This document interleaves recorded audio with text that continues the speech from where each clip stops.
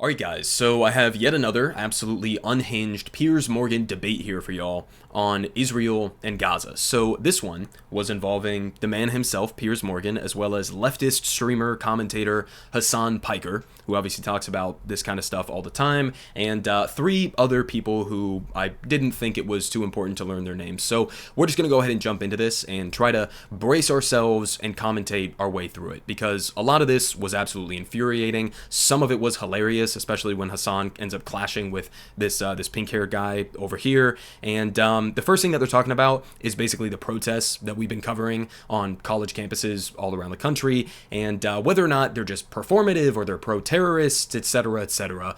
So let's just go ahead and jump in.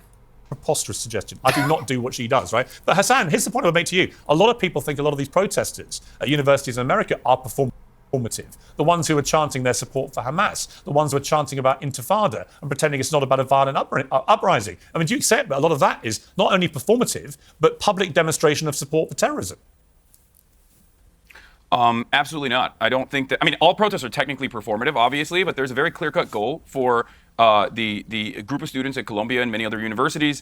I was in Melbourne not that long ago, and I attended a Palestinian protest there, a Palestinian rally there, and the students there were also demanding the exact same thing, that they divest, their colleges divest from a lot of the companies that are aligned with the state of Israel, a lot of the companies that are directly involved in operations in the West Bank, a lot of the companies that are playing a role in the regular maintenance of the apartheid regime of Israel and helping Israel conduct an ethnic cleansing campaign. That is the ultimate goal. That is why they're trying to very clearly cause a little bit of a disruption and engage in. But are you comfortable? Okay, but are you comfortable? The most American thing you can do. Are you comfortable with the ones who are seen chanting support for Hamas or chanting about intifada?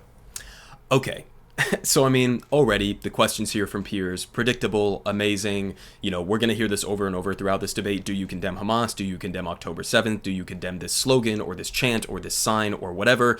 Hasan did a good job there in his opening statement, basically trying to direct the conversation towards where it should be, which is what's happening in Gaza right now, okay, an ongoing genocide, and what's happening to Palestinians broadly with an apartheid and ethnic cleansing, etc., and also what the student protests have actually been about. Believe it or not, they've put out statements, okay, not only condemning any forms of anti-Semitism that may be at the protests, surrounding the protests, whatever the case may be, but they put out statements making their demands explicitly clear. It's exactly what he just said. It's to stop investing in companies that are complicit with a genocide or an apartheid, and to make their financials more transparent in terms of where the students' tuition money is going, and then to get a ceasefire in Gaza. Those are the demands. The demands, believe it or not, shocking, are not we want to go and genocide Jewish people. Those are not the demands. The demands are not, we want to sign up for Hamas battalion immediately. Those are not the demands. But that's the kind of conversation that Piers wants to have.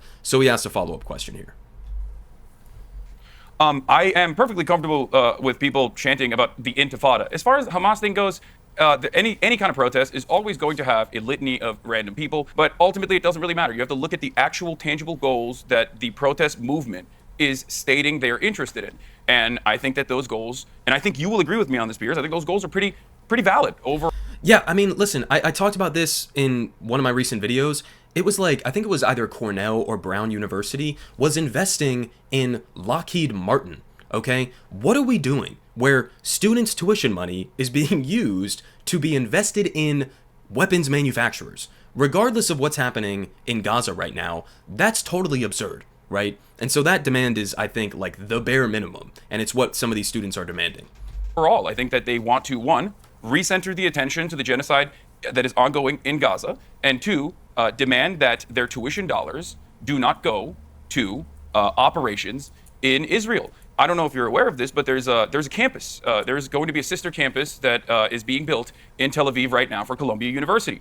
This means that Columbia University, which once housed the likes of the late, great Edward Said and many others, and that currently has many Palestinian students who pay tuition for projects such as this one, will not be able to go to that sister campus.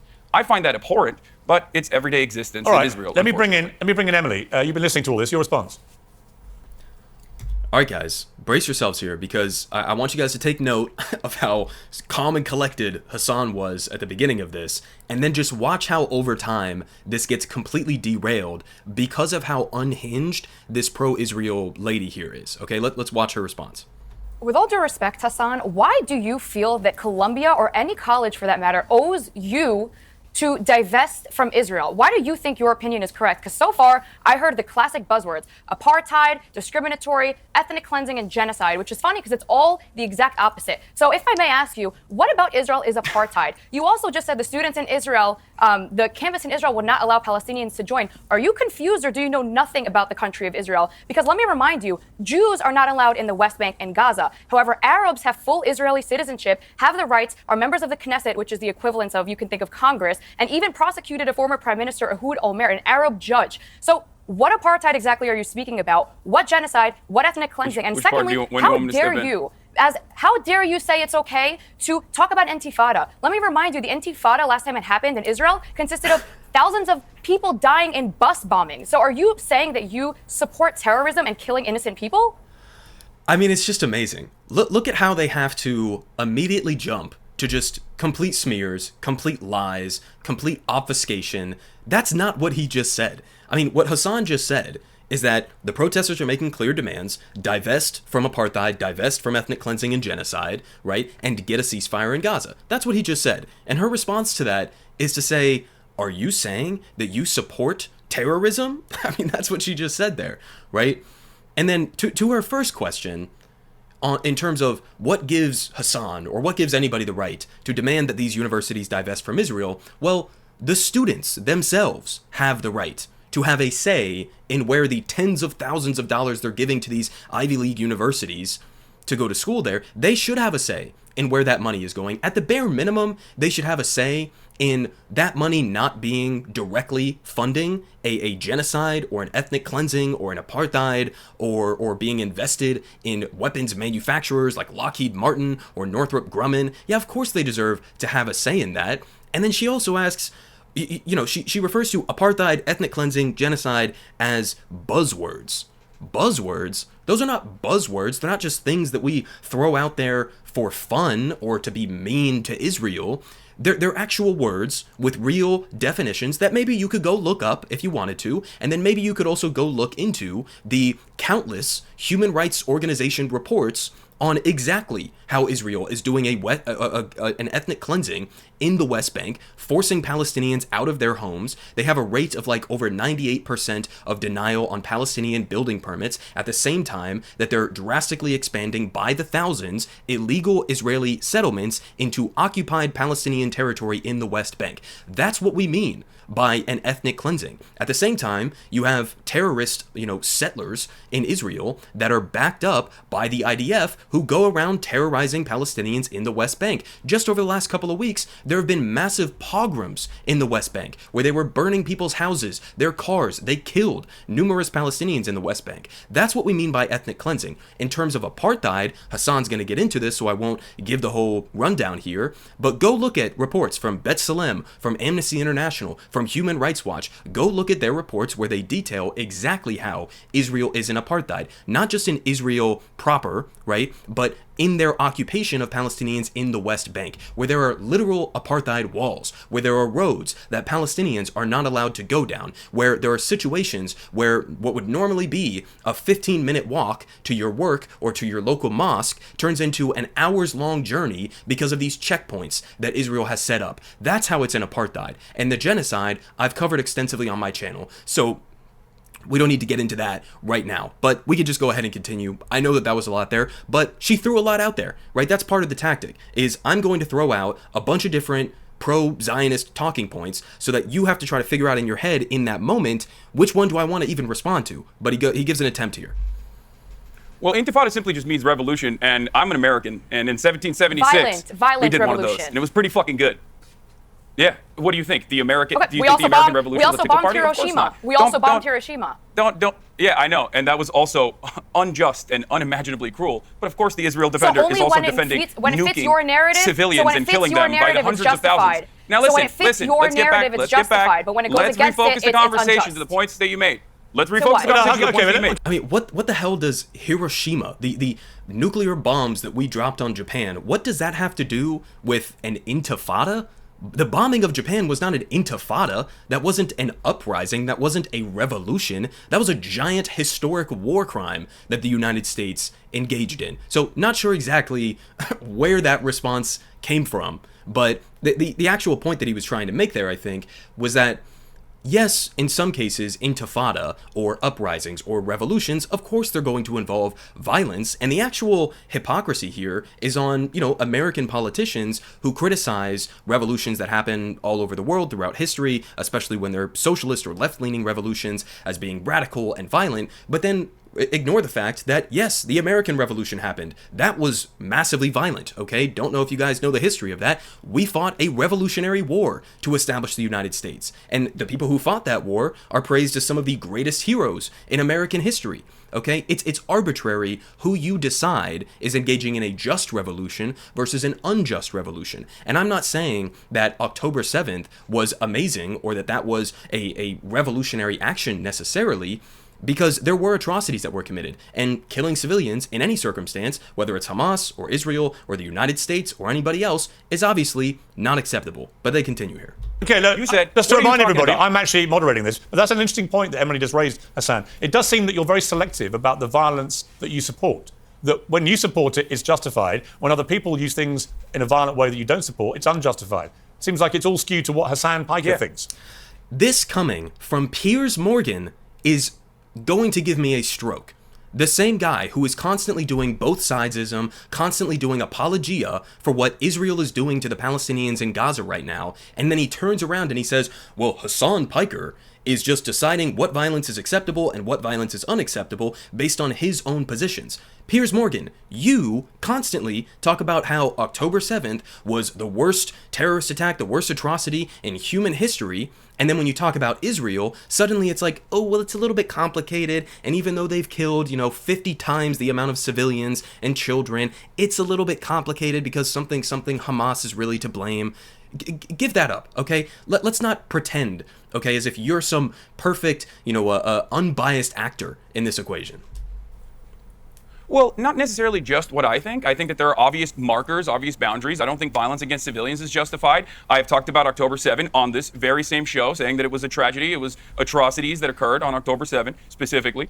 When you target civilians in any capacity, I think that is unacceptable. However, this does not mean that violence will not occur in many circumstances. Violence has occurred in every single revolutionary action, many good revolutionary actions. Obviously, America bombing Hiroshima and Nagasaki with an atom bomb, that was not a very was what good Hamas did on moment October the for 7th. anybody. It was not a very good moment for human civilization at all. Was what Hamas did on October the 7th?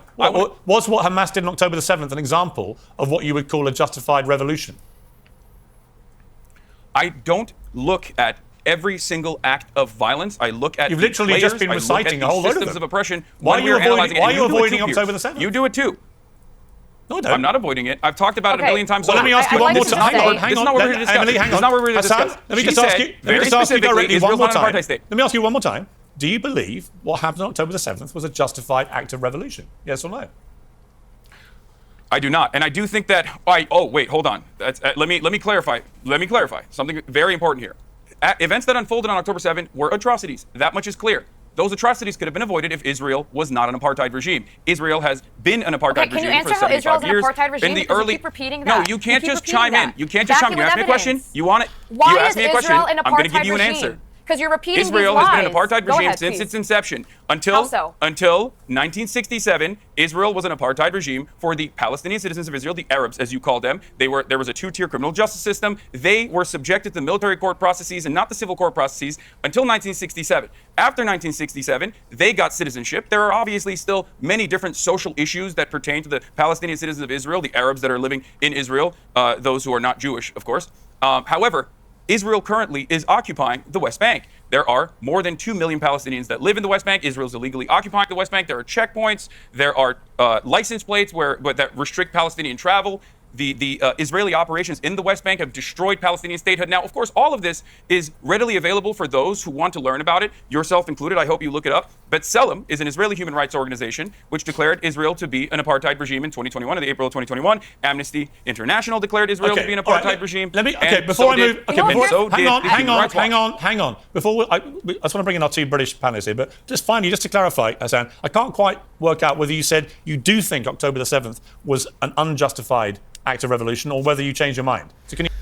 I mean, he has one line that he goes to, one question that he goes to. First off, Hasan Piker has been on Piers Morgan before, and they had this exact conversation. Piers Morgan knows exactly what Hasan Piker's opinion is about October 7th. He just answered that question. His point was, no, the atrocities, the killing of civilians that happened on October 7th, that was not acceptable.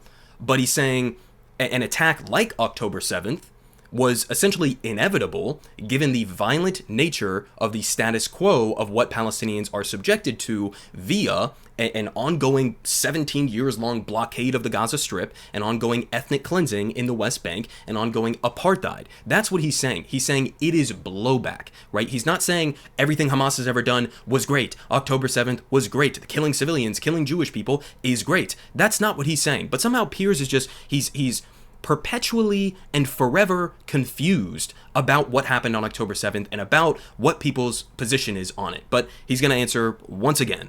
Can you clarify?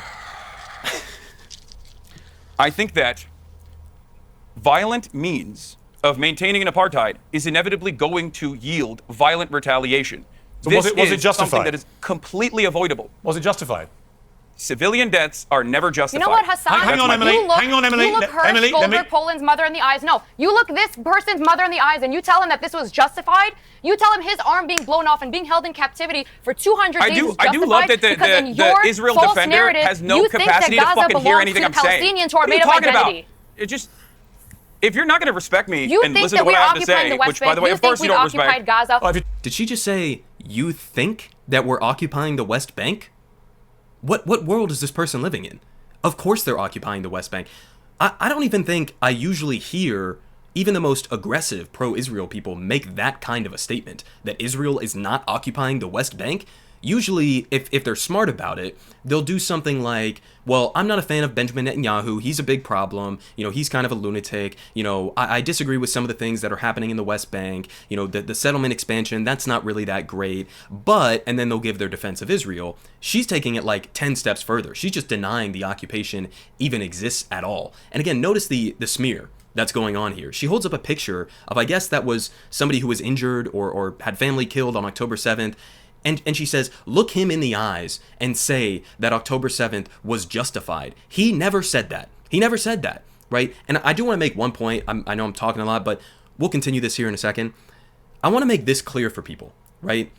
As Hasan just said, killing civilians, regardless of the circumstance, never acceptable, never good, okay? But if what had happened on October 7th, right, because a large portion of what Hamas did on October 7th was attacking the IDF, was attacking military installations, I think that is actually acceptable, right? Again, they've been under a 17-year-long total blockade where Israel controls what gets in, what gets out. They've been keeping them in an open-air prison. And in the West Bank especially, under an illegal occupation that has been going on for years and years and years, Palestinians have a right to self-defense, okay? Morally and also under international law, and occupied people have a right to self-defense. For some reason, I don't think Piers Morgan would be so confused about that when it comes to Russia and Ukraine. If you were to ask him, do Ukrainians have a right to self-defense against the Russians who are occupying them? He would say, of course, by any means necessary, right? But then when it comes to Israeli security forces that are occupying Palestinians, then suddenly they don't have a right to self-defense, right? This is a refrain we hear over and over and over again. Israel has a right to defend themselves. Israel has a right to defend themselves. But you never hear that for Palestinians, strangely enough, right? You talk over each other, nobody can hear you. I think it's not. I think it's the entire world knows. No, it is you think. Hang on, Emily, please. Let me handle this, Emily. Hasan, just before I come to the two people who are with me here, I just need some clarity here, because it seems like you're dancing around whether you think October the Piers, 7th was justified why are or we not. doing this? Why are we doing this back and forth masturbation? I've already given you my Piers, fucking why are you position. doing this? I'm He's sick and happy. tired It's of Jews repeating it being over and over killed. again. Okay, I Because just it's Jews, it's okay. Ask this Emily, demon stop next to talking. me Group, it's wearing not a fucking okay. idea of Come back dog to you. tag. Only when it's Jews, it's okay. Please Ask stop this shouting fucking at each demon next other. to me wearing an idea of dog tag if she actually thinks Israel's No, actions are bring justifiable. them home. Do you It's see to bring me the rocking hostages fucking- home. The hostages All that right, you talking rightly over each believe other. belong in All the right, you know what tunnels it of is. Gaza. I'm going to know give you why two. it looks I'm going to that let you way. two That is calm the down. same It's as pointless. the We cannot idea hear of you dog tag. when you You're talk wearing that over each to other. troll people. Every time recently, I have someone Okay. from both I'm sides wearing on. this Like to it goes troll like people. this. I'm wearing this rusty necklace. Okay, so then Piers Morgan goes on this whole rant about, oh, everybody's being so impolite in these debates and it's not productive and I want to have meaningful conversations.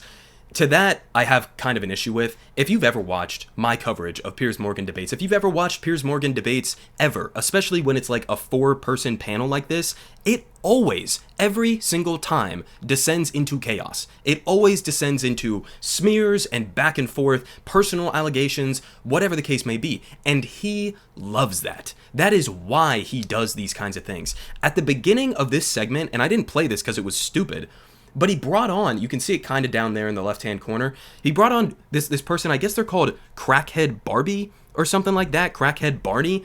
Why did you do like a 7-minute segment with this person who's doing like a bit? Why did you do that? Is this a serious conversation that you're trying to have as a part of this debate? No, of course it's not. And you notice again, when Hasan was in the middle of actually trying to address the question that this pro-Israel lady asked him, how is Israel in apartheid? He goes through, he's citing human rights organizations, Amnesty International, B'Tselem, the rest of them. He's giving descriptions of how that policy of apartheid is implemented in practice, and Piers cuts him off in the middle of that to make the conversation go back to whether or not Hasan condemns October 7th. You're not interested in having real conversations. It's like neither of these people on the panel next to Hasan are capable of like retaining the information in real time. They're not capable of listening to someone's answer and then responding and going back and forth and trying to get somewhere with it. It's just shouting match. And Piers is 100% complicit in that. And so now with that, I want to skip a little bit forward into this I guess back and forth here with Hasanabi and this guy James Barr, or maybe we'll watch a little bit of this other clash that happened here. So let's go ahead and jump forward. There are currently tens of thousands of Israeli citizens right now in the streets of Israel, in the streets of Tel Aviv, outside of Benjamin Netanyahu's house, protesting every single day. What are they protesting? They're protesting for Benjamin Netanyahu to facilitate a ceasefire with Hamas so that they can actually bring the hostages home. That is precisely the But number one who goal here of is the using family the members of the hostages? hostages. Who And is if using the anyone on hostages? this panel was No, being answer even a that little bit question. honest, You they would changed- recognize you're the not listening to reality my that, question. just listen. You didn't listen to my question. Listen to what I'm saying, and you will understand perhaps what I'm trying That's to imply very here. patronizing. Utilizing the hostages. Yeah, I am being patronizing. I don't know who the fuck you are, and you're over here chirping all the way from fucking London about Palestine and doing a both sides are fucking fine type bullshit. Where you're talking about how you want to fucking free Palestine, but also simultaneously, both sides got a lot going on. Shut the fuck up. You don't know anything, okay? I don't give a shit about what your perspective is. I agree Hassan with doesn't quite a like lot what you of the have things to you're saying, say, so Hassan. you're wrong. It's Hassan's way or the highway. I mean, you Wow, are. really There is no clever both you sides are. on a genocide. Is there a Really both sides on a clever. genocide? There is no both sides. Well, the thing is, it's interesting you should mention the Really? hostages. What There is is in no the both Hamas sides thing charter? and They want apartheid. a Jewish genocide, but that's okay. But a the thing Jewish genocide is okay. if you're talking about the well-being of the Hamas if you're talking about the well-being of the hostages, what sense did it make for the IDF to flatten about 70% of Gaza? Because I completely agree. Thank Bring you. the hostages home. If you look at Gaza, the topography of Gaza right now, it looks like a pancake. So I'm sorry, this whole argument of Hamas using them as human tools, fine, but the IDF has also I'd been like using to it fact to check continue that that because campaign. that's just simply not If true. you were told that if God forbid, if your relative was one of the hostages and you saw what's happening right now, and I met someone whose mother is a hostage, and he said he didn't want his mother and her being taken to be used in the name of violence. Right now, he's sitting at home wondering, okay, what is the logic of trying to bring my mother home when you flattened Gaza? Please. Okay, I mean, in terms of the back and forth with this British guy over here, that's just kind of entertainment. I don't think that he really said much for the rest of the conversation, which is kind of funny. Kind of like shut him up. I don't really know why he was on the panel. I tried to look up who this guy is. I guess he's like a radio talk show kind of guy, but he really wasn't adding anything substantive. I mean, at least this lady was sort of like giving the standard pro-Israel talking points. This guy didn't even really seem like he knew what he wanted to say or the point he wanted to make, if that makes sense. Now, this woman here, credit to her, because she was making actually some pretty good points throughout this debate, including the one that she just made, which is, you have this lady and this guy talking about the desperate urgency of trying to bring back the hostages. Benjamin Netanyahu doesn't care about bringing back the hostages. You know when the hostages were actually returned to Israel overwhelmingly? It was when there was a temporary truce that was put into play. There was a deal that was made, and you had some Palestinian hostages that were released from Israeli captivity because they have thousands of hostages in their possession, and then you had some of the hostages that were released from Gaza. That's when the hostages made it back home. Israel has literally, at this point, killed more of their own hostages in Gaza than they have saved through military means. So if you are defending, as she was just pointing out there, turning Gaza into a giant pancake, do you think that's going to be good for the hostages that you don't even know where they actually are? You're just destroying the entirety of the Gaza Strip? We've had stories of hostages who did make it out, who talk about how when they were being held, wherever they were, one of the main things they were scared of was some of the bombs that were falling from the sky, that were dropping all around them. So we don't even know how many Israeli hostages have been killed by the IDF, but it's a significant amount, right? Remember those 3 hostages that were shot when they were waving white flags and they were speaking in Hebrew and they were still shot by an IDF group, right? I mean, this is the kind of shit that we've been seeing. So don't play the card of that this is all about the hostages. If it was actually about the hostages, you would be calling for a ceasefire deal to be put in place immediately. Benjamin Netanyahu doesn't want that because he doesn't, he doesn't want to end the war. He wants to protect his own political career. He wants to extend this or expand this war as much as he possibly can for his own personal reasons, right? It has nothing to do with the hostages. So we're going to finish off here with the end part of this debate with a question from Piers that I think is so delusional that it's almost hard to unpack. So let's just go ahead and skip forward to this. The truth is that actually only one side has publicly said that they wish to pursue a genocide, and that is Hamas. Hamas, after October the 7th, through their official spokesman on camera, said they wanted to do it again and again and again. That is the purest articulation of a genocide imaginable. And the one thing I never hear from the pro-Palestinian side is what Israel was actually... Hang on. No, don't interrupt me. So I haven't asked you a question yet. One Hamas guy... Sorry, I need to ask you a question. You're being a ridiculous person. You're being a ridiculous person. I'm just saying, nobody ever tells me... Because how many Israeli officials, even on your show, have said, we should keep doing what we have been doing to Gaza over and over again? How does that not register in the same genocidal intent? If you think what that dude was saying, which was, by the way, ridiculous what he was saying, the Hamas official was saying, is that we're going to do October 7th over and over again. But he said we are justified in doing it over and over again. I find that to be abhorrent. However, what you fail to recognize is that's the genocidal intent, but not Amalek. That's the genocidal intent, but not saying we are fighting human animals. And that's why we have to cut off their food, their water, and their electricity. That was Defense Minister Yoav Gallant. There we go with the lies again. You're saying Israel cuts off their electricity. They don't even provide their electricity. You're saying they cut off their water. They don't cut off their water. You are spewing lies on national television. Hang on. Again, you're talking over each other. Some of the comments. There's no doubt, Emily. People they're at war with. Some of the comments. Israel is. No, Piers, I'm not letting him spew misinformation. Karen country on the fucking planet. I swear to God. Okay, so we'll just go ahead and end it off there. Now, I mean, again, it's a ridiculous question from Piers, right? The idea that because a Hamas official said we're going to do October 7th over and over and over again, that is genocidal intent, which I don't even have an issue with calling it that. I'm sure there are many Hamas militants or whatever that do have kind of genocidal intent of Israelis. But the idea that that's genocidal, but not the dozens and dozens of different statements that we have seen from Israeli politicians, from the Israeli media, from Israeli citizens. I mean, you had Israeli citizens who were going to the border of Gaza and setting up bouncy castles and having like fun raves or whatever as they were blocking food, medicine, and other basic survival supplies from getting into a starving population in Gaza. Is that not genocidal intent when, as Hasan was just pointing out there, Benjamin Netanyahu appeals to the biblical story of Amalek, and in that biblical story, they say to go and to wipe out the men, the women, the children, the animals, everybody? Is that not genocidal intent when they announced at the outset, Yoav Gallant, the defense minister, were cutting off the food, the fuel, the water, the electricity, and ever since then, in the past 6 months, they have been restricting the aid and medical supplies and water from getting into Gaza? That's not genocidal intent. I mean, we are fighting human animals. There are no innocent civilians in Gaza. All of this was laid out very explicitly in the ICJ case, okay, brought by South Africa months ago that we talked about on this channel.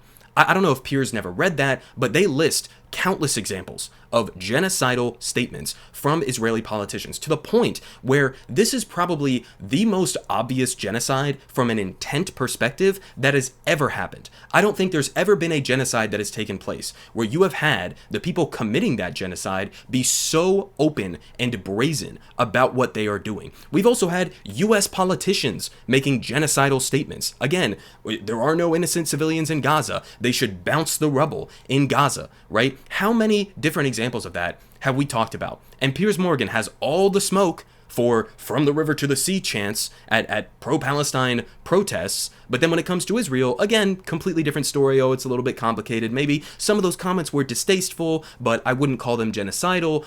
Let's just ask a fundamental question here. Who actually has the power and is actively right now committing a genocide? Who has the power to do that? It's not Hamas with a bunch of, homemade bathtub rockets and whatever else, shooting IDF soldiers with unexploded ordinances that fell from F-35s that Israel tried to drop on them. Those are not the people who are capable, even if they wanted to, of carrying out a genocide. Israel is capable, has the intent to, and is actively committing a genocide of the Palestinians. So, listen, I think Hamas, I think Hasan, maybe he's Hamas, I don't know, you guys tell me, is he a secret Hamas agent? I don't know, nobody can really say.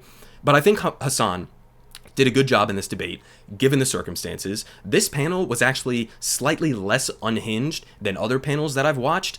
Go watch the recent one with Crystal Ball of Breaking Points and this former IDF soldier who was just screaming over them the entire time. Most of these debates are unhinged, and that's because Piers wants it to be that way. Okay, let's understand that, right? That's why he brings on guys like Rabbi Shmuley on his show all the time. You don't bring Rabbi Shmuley on the show if you want it to stay calm and coherent and be productive, all right? Let's be real. Your show is a spectacle. You're doing it on purpose. It's getting you a lot of clout, and, I'm covering it right now. Other people cover these debates. I think it's more interesting to actually try to unpack the arguments that are being made here and talk about the substance of what's happening, which is the whole reason I talk about these debates. But again, I think Hasan did as good of a job as you could possibly do in that kind of a circumstance. I'd be happy to go on one of these Piers Morgan debates. I don't know how long I would be able to keep my cool if I was going up against opponents like that, but it would probably be fun. It would probably be interesting to have, these kinds of conversations. But, I guess Piers is just never going to learn. He's always going to ask the same questions. He's never going to update his perspective. He's never going to change. And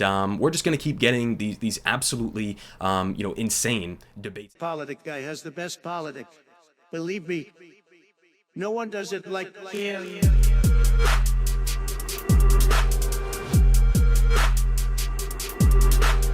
Believe me, everyone is saying